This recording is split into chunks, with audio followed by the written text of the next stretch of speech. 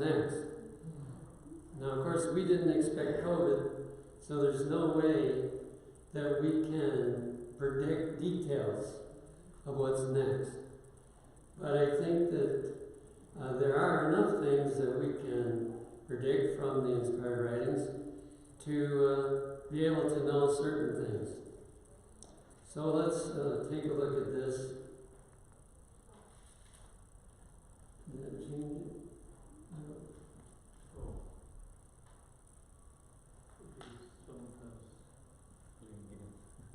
Okay,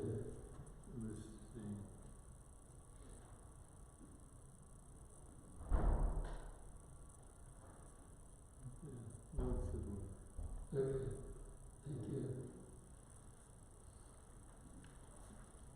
Now, one thing that we don't even have to guess at this point is that the trap is set. We didn't realize that the devil's plan would be revealed ahead of time, but it has been revealed now. And I'll give you some of the most important aspects of it. Number one, a new philosophy has arrived, which is that we must do what is perceived to be for the common good. Now, that did not exist in this country anyway, my entire life.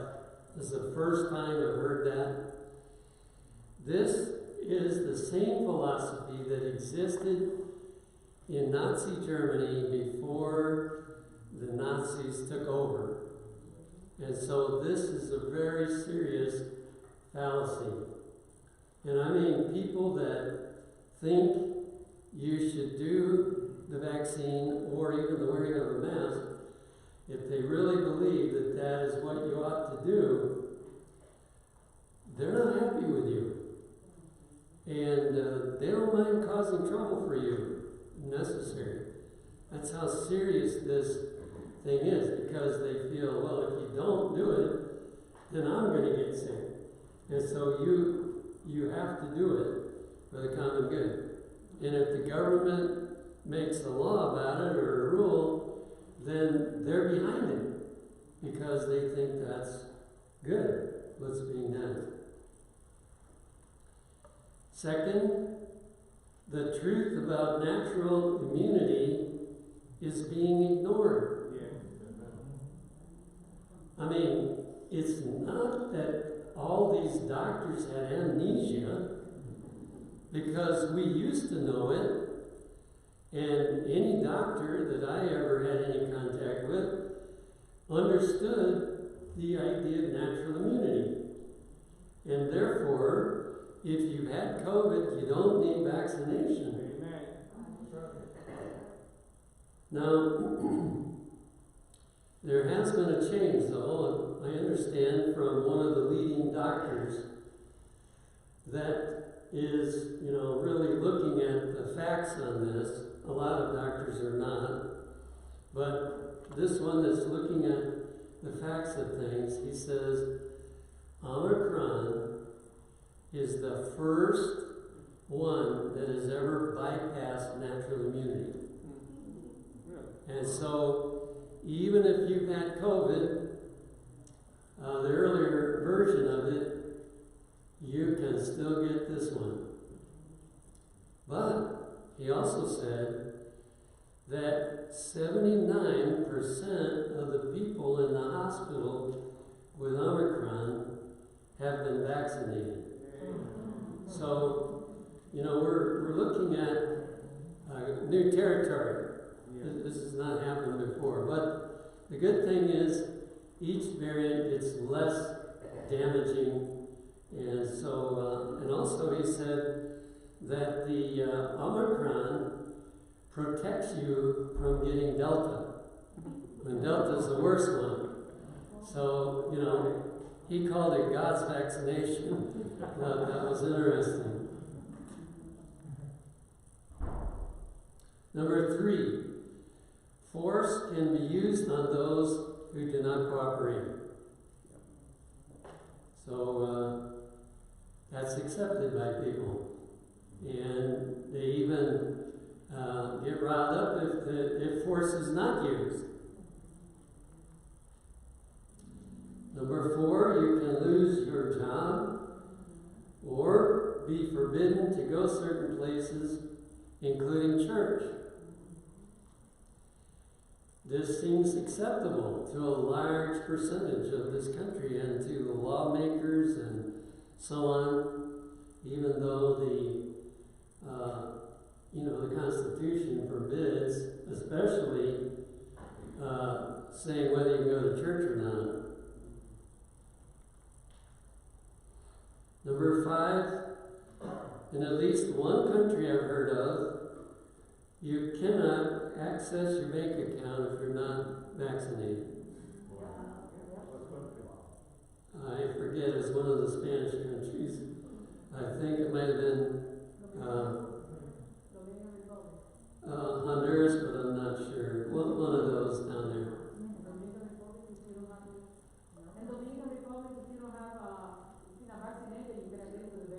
Is that right? Yep. But can you get your money out of an ATM? Yes. Yeah. Well, in this country, you can't even get it out of the ATM. In other words, they're going to find a way to force people to get that vaccination. Now, all of these things are warnings for us. Number 6, if you resist force, you can be removed from your home and put in camps. And that's already happening in Australia. And it's talked about in Canada. And so, this is in the minds of people. Well, the issue is not COVID. The devil is setting up a framework for the Sunday laws. And everything is set already. People's minds can handle it. They think it's okay to do that because this is the best way to handle the dangers that face us. Well, the truth is that COVID turned out to not really be as dangerous as what it was portrayed when you understand what to do early. And almost no effort has been put forth to teach people what to do early when you first catch it. But there are some that are doing it. And if you haven't benefited yourself of that information, you really should. You can find it from the Liberty and Health Alliance that has been formed by Seventh-day Adventists. In fact, some of the ones in that group were the ones that had this special weekend at Andrews University. Well, I'm not here to talk about COVID, but that's just background. But we're to look at what's coming next. Here's one that we don't know how far it's going to go, but we do have some encouraging thoughts on this. In Matthew 24, verses 6 and 7, Jesus said, "And ye shall hear of wars and rumors of wars. See that ye be not troubled, for all these things must come to pass, but the end is not yet." Now, we've experienced those from quite a long time ago. Wars in that part of the verse is talking about the world wars that we had that engulfed many nations in those wars. And then, when those wars were over, we have had rumors of wars that kept on going. But then he went further to say, "For nation shall rise against nation, and kingdom against kingdom." So now we get down to smaller conflicts between a couple of nations rather than these big world wars. And the Lord revealed this through Ellen White in a letter, 79, May 10, 1900. 4 mighty angels hold back the powers of this earth till the servants of God are sealed in their foreheads. So the sealing's not finished yet, and therefore the angels are still holding back the powers that would like to be free. The nations of the world are eager for conflict, but they are held in check by the angels. And we can see the boiling that's taking place. China just can't wait till they can conquer Taiwan and maybe some others. They already took over Hong Kong. And so they're chomping at the bit. They probably would like to take a whack at the United States. And so this is part of what this is talking about. Then we have North Korea that's really exercising its muscles. And then we've got Russia that's wanting to at least take some of Ukraine, if not all of it. And this one has potential to involve the U.S. as well, but we have the assurance that those angels are still holding. When this restraining power is removed, and of course, when does it get removed? It's after the close of probation. When this restraining power is removed, there will come a time of trouble and anguish. Deadly instruments of warfare will be invented. I would say they're being invented right now. In fact, if what we're told is true, which we can't always believe what we're told, but North Korea and China are experimenting with things that the United States doesn't even have. And so deadly instruments of warfare will be invented. Vessels with their living cargo will be entombed in the great deep. So although many people may be getting nervous about these potential conflicts and how big they might become, we as Seventh-day Adventists can be at peace. Because the angels are holding the winds of strife until we can take the gospel to the world. But it also means we need to hurry up and take the gospel to the world, because we're right down at the end. However, after the close of probation, we're going to have a world war that makes the others we had look like nothing.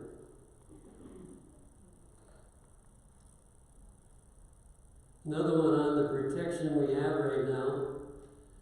Angels are belting the world, refusing Satan his claim to supremacy.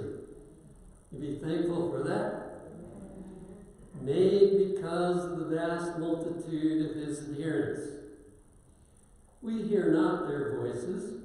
We see not with natural sight the work of these angels, but their hands are linked about the world. I thank the Lord, even in the beginning, I didn't worry about COVID.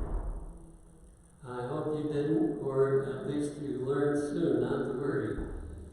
Because God is in control of everything, including this. But their hands are linked about the world, and with sleepless vigilance, they are keeping the armies of Satan at bay till the sealing of God's people shall be accomplished. Boy, they have a lot of work to do, because we should have finished it long ago. They wouldn't have had so much to battle with if we had finished it long ago. But since we didn't, they're still powerful enough to hold back anything that they see needs to be held back, or what God sees needs to be held back. One thing we know very clearly, that the foundation is now laid for the Sunday law. The reasoning has already been spoken of, and it's the same as the COVID, that for the common good, to save this planet, everybody ought to stop on Sunday, everything except going to church, or at first you can be with the family maybe, and not go to church. We've been warned though long ago in Daniel 7:25, and he shall speak great words against the Most High. Why is it against the Most High? Because he said you should worship on Sabbath, on the seventh day of the week. Well, to bring pressure upon those that wouldn't keep Sunday, and shall wear out the saints of the Most High, and think to change times and laws. It's a very fascinating text. Every part of it is important. Why? Because nobody can change God's law. So the best that man can do is think that he could change God's law. And he can wear out the saints, but he can't make them keep Sunday, because it's a matter of conscience. And when a person has a matter of conscience, it doesn't matter what you do to them, you can't make them do it. Now, we may find that some people who thought it was a matter of conscience are going to give it up. One report that was mentioned in some of the meetings that I listened to recently, this brother said he was really surprised at how many students who wanted to go to the university said, I have a religious conviction not to take the vaccination. But when the university said, if you don't get the vaccination, you can't go to school, all of a sudden, most of them took the vaccination. Did they really have a conscientious objection? Apparently not. They thought they did. Now this is a trial run. You might mess up on this one, but you better not mess up on the Sunday issue. If you have a religious conviction, you better stick with it. Then we know that the power, which was the little horn in Daniel 7, is going to be joined by the power of Revelation 13:15. And he had power to give life unto the image of the beast, that the image of the beast should both speak and cause that as many as would not worship the image of the beast should be killed. So, I had a friend of mine that said, well, if they actually put us in camps because we won't take the vaccination, and I'm not promoting whether you should or you shouldn't, that's your business. So I have no axe to grind on that. But I do believe if somebody doesn't want to take it, we need to get behind them that they have the right not to take it. So he said, if they take me to a camp, he said, that's okay. Because he said, that will be the best soul-winning spot you can be in. You might be right about that.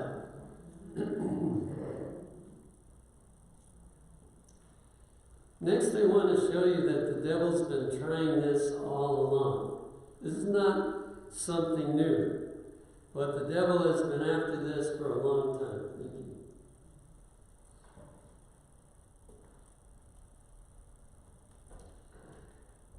You're familiar with the story of Elijah. In fact, it's quite an amazing story that he could walk into the king's throne room, deliver a message and get out alive. But he did, because God was with him. And then, of course, they looked for him everywhere, and they could not find him because God had hidden him. And then God came to him and said, you need to go back, and you need to talk to Ahab. If you were in Elijah's shoes, would you do that? Well, I hope you would, because when you do what God said, you have his protection. And so he went back there, and he stayed alive, incredibly. However, notice this from 3 Testimonies 2:76. Jezebel, she can't find Elijah. Jezebel then decides that as she cannot make Elijah feel her murderous power, she will be revenged by destroying the prophets of God in Israel.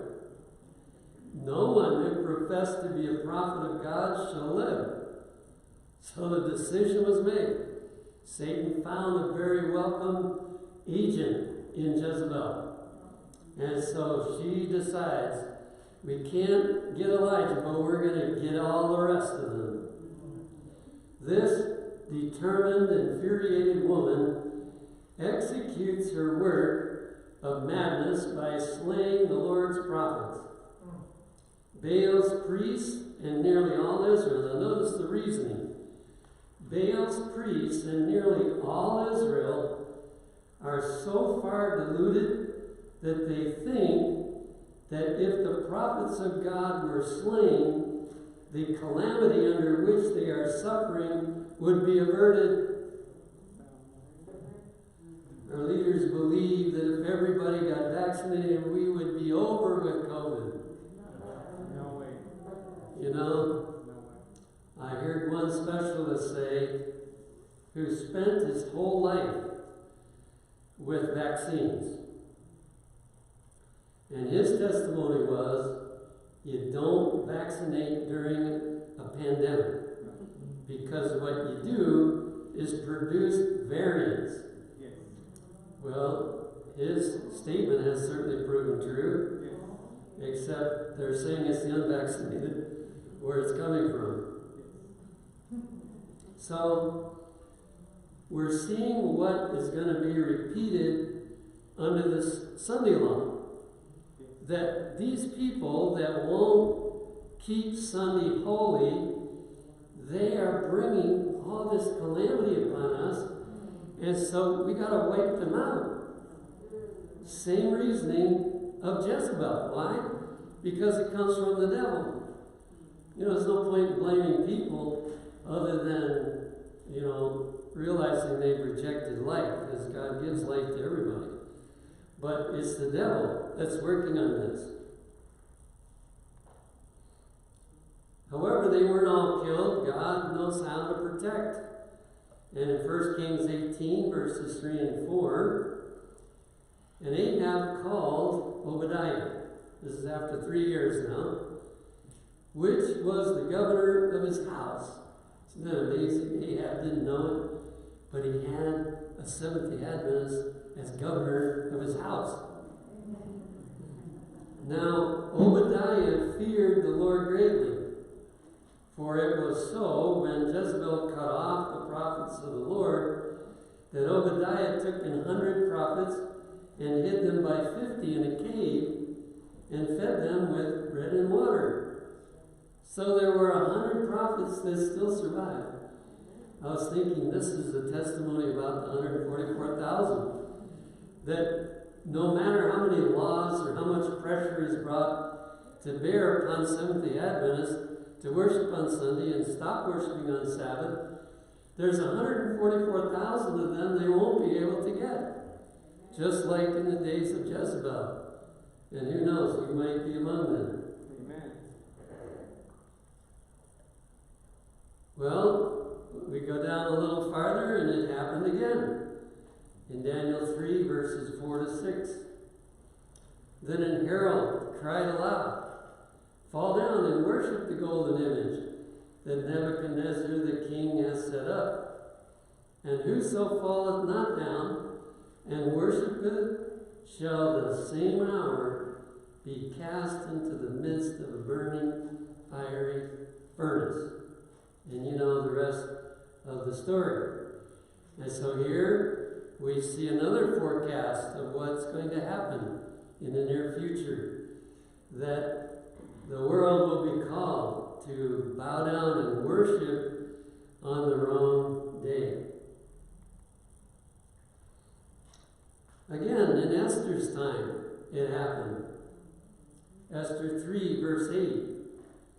And Haman said unto King Ahasuerus, there is a certain people scattered abroad and dispersed among the people in all the provinces of thy kingdom, and their laws are diverse from all people. Notice that, especially. Now, of course, we know that the Jews believed in keeping the Sabbath. So we know that was one of their diverse laws. Satan, all through history, has pushed people toward keeping Sunday. He even kept Sunday. And so the situation was the same. And of course, Haman was mad because Mordecai wouldn't kneel and bow before him and worship him.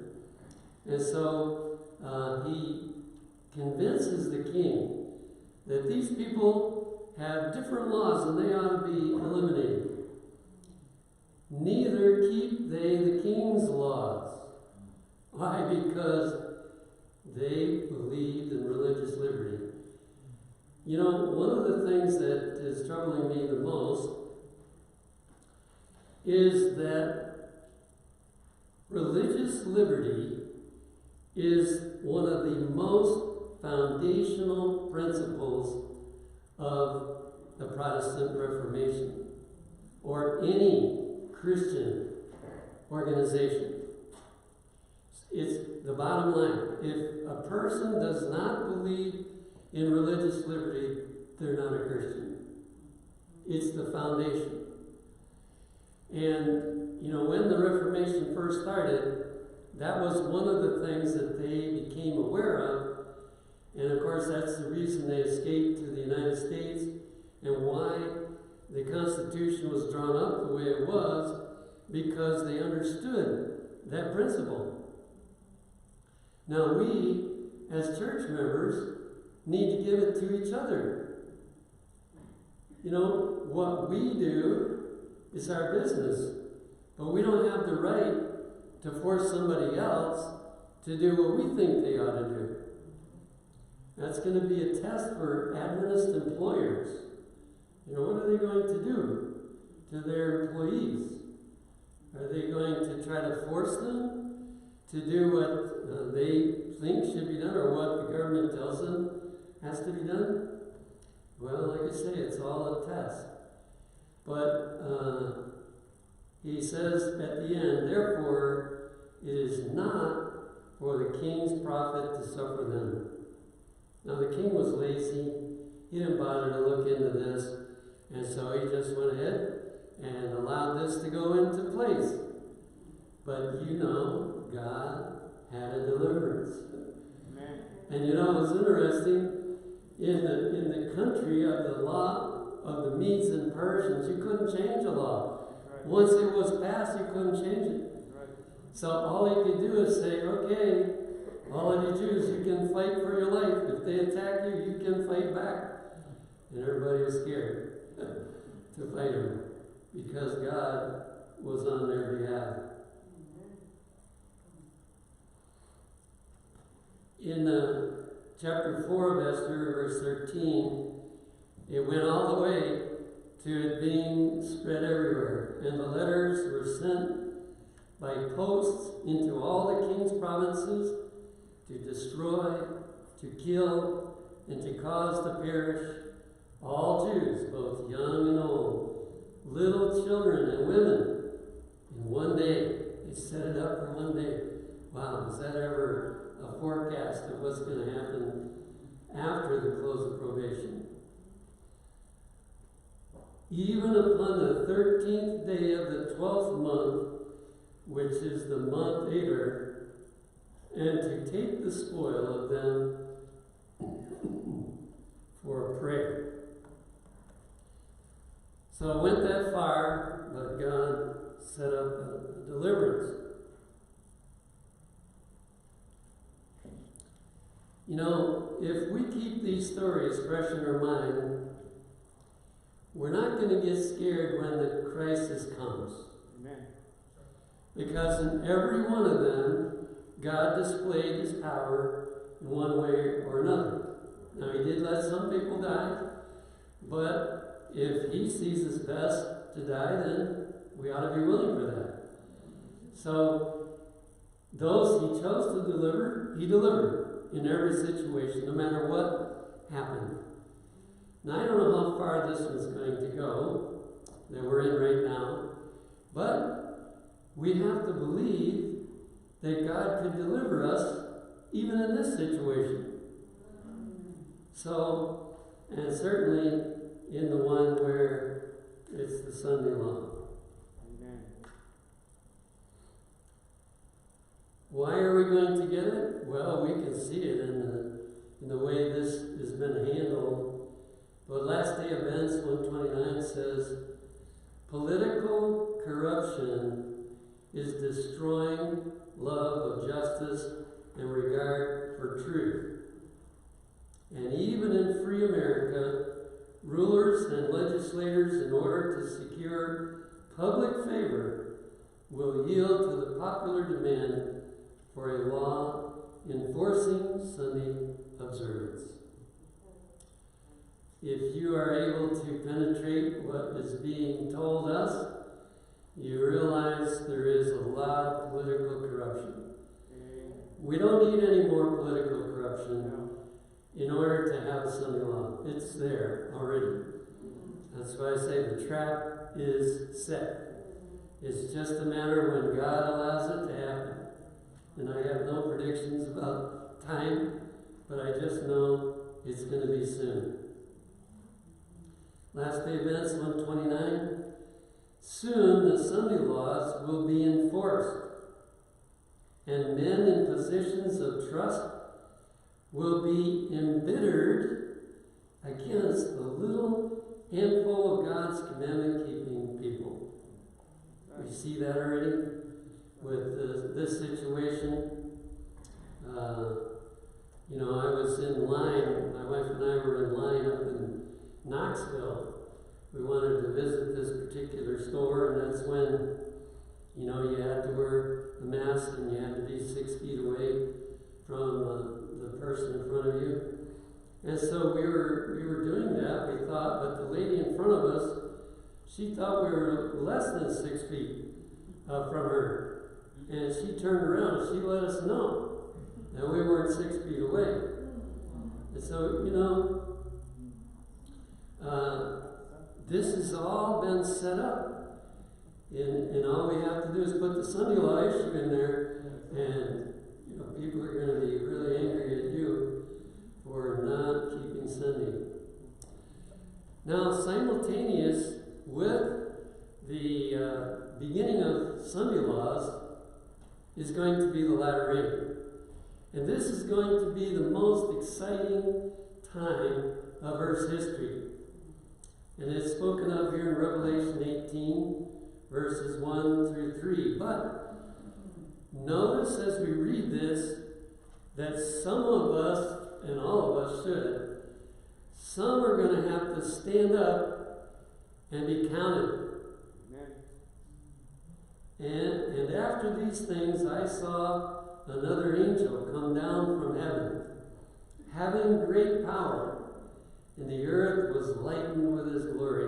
In other words, this entire globe is going to be lightened with this glory. Amen. And he cried mightily with a strong voice, saying, Babylon the Great is fallen,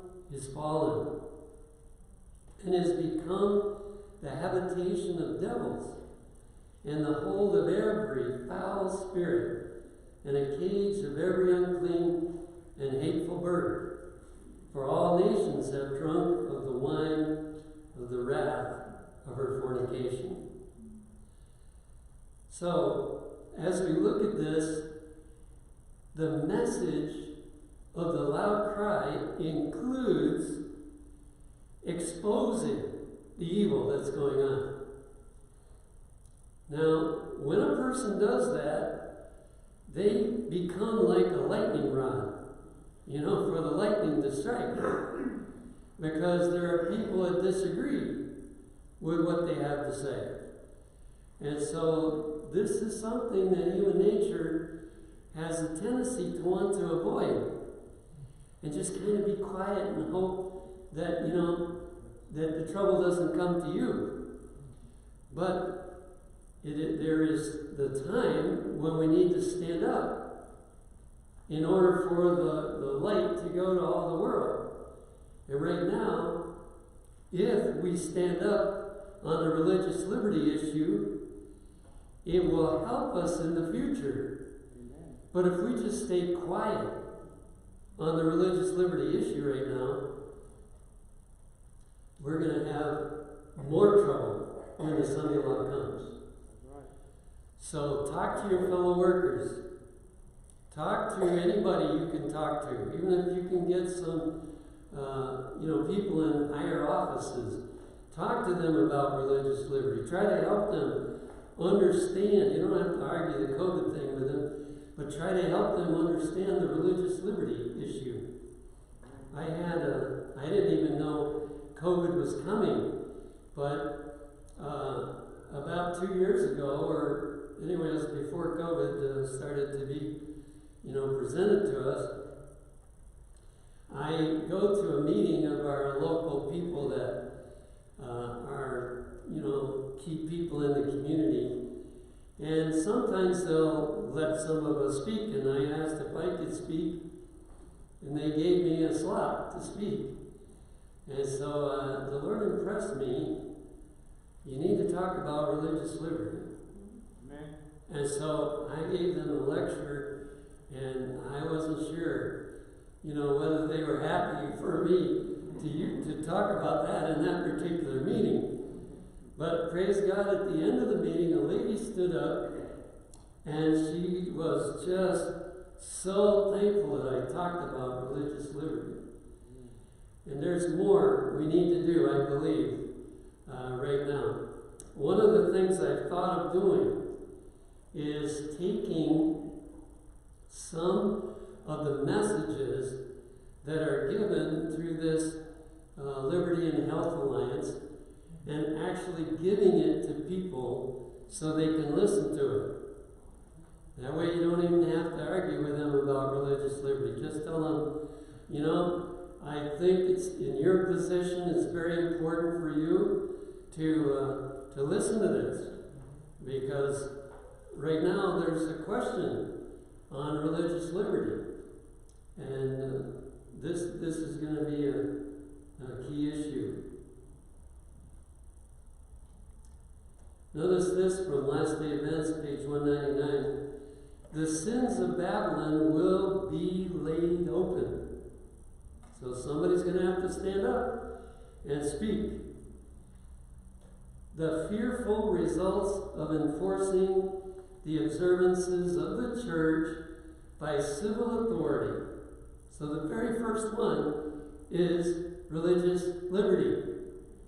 That this is going to have to be exposed.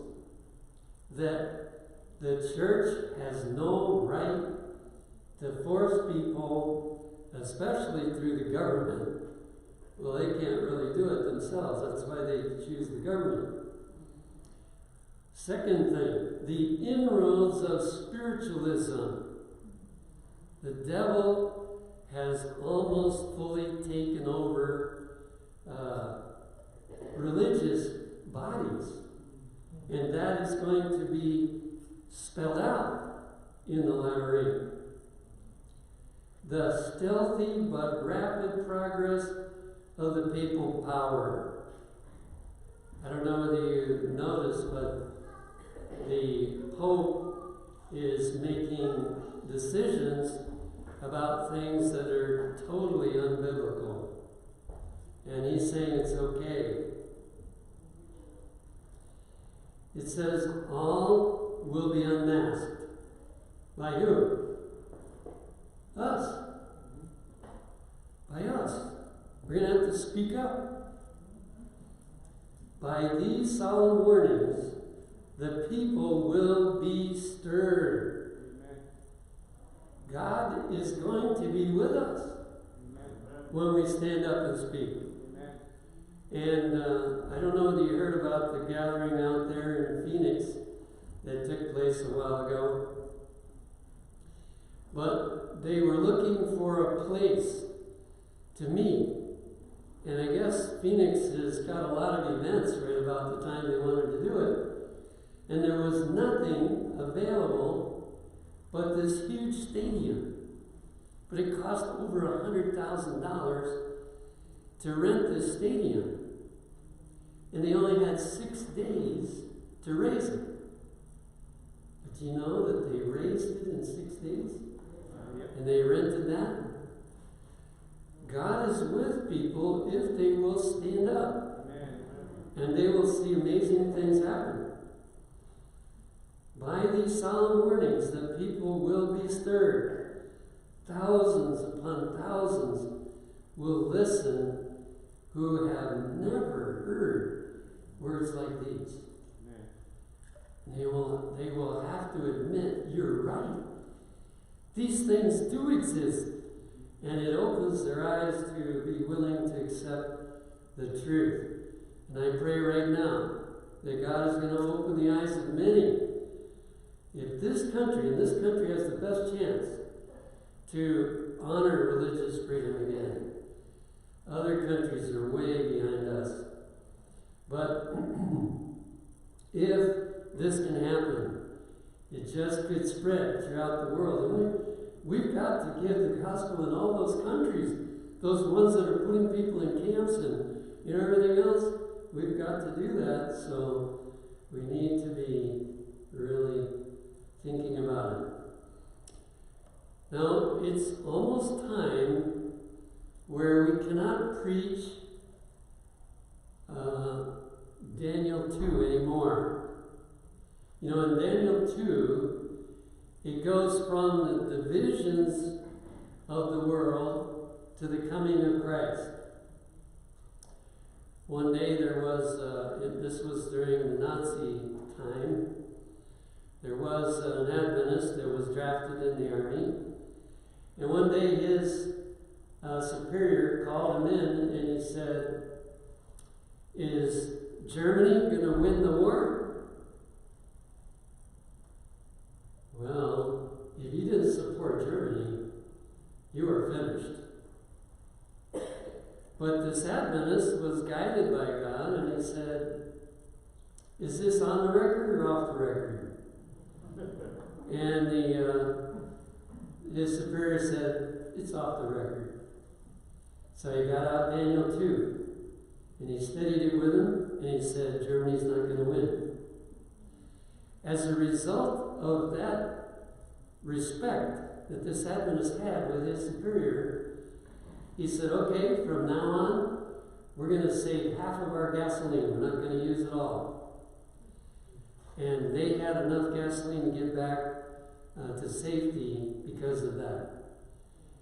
But, God is almost done with that. And here's what's building up steam right now from Revelation 17, verses 12 to 14. "And the 10 horns which thou sawest are 10 kings, which have received no kingdom as yet." So when he was writing, they weren't, in charge yet. "But received power as kings 1 hour with the beast." Have you noticed the world unity on the COVID issue? 1 hour. The Bible says they will be able to be united. "These have one mind, and shall give their power and strength unto the beast. These shall make war with the Lamb, and the Lamb shall overcome them." So they won't win in the end. but they're going to try. These shall make war with the Lamb, and the Lamb shall overcome them, for he is Lord of lords and King of kings. And they that are with him are called and chosen and faithful. It will pay to be on the winning side. But we're going to have to stand up. And we're going to have to be willing to do all we can as we see these things unfolding, to do everything we can. And right now, we need to really unite and work on the religious liberty issue. So what's next? Well, Sunday laws and the latter rain working together, and then to close the probation. So we're in very serious times, but we don't have to fear. God has a plan. He can take care of us. He can make us successful no matter what goes on. It may be different than the plan that we have thought up, but He knows how to bring things to a final conclusion with Him winning the battle. So let's make sure we stay on His side.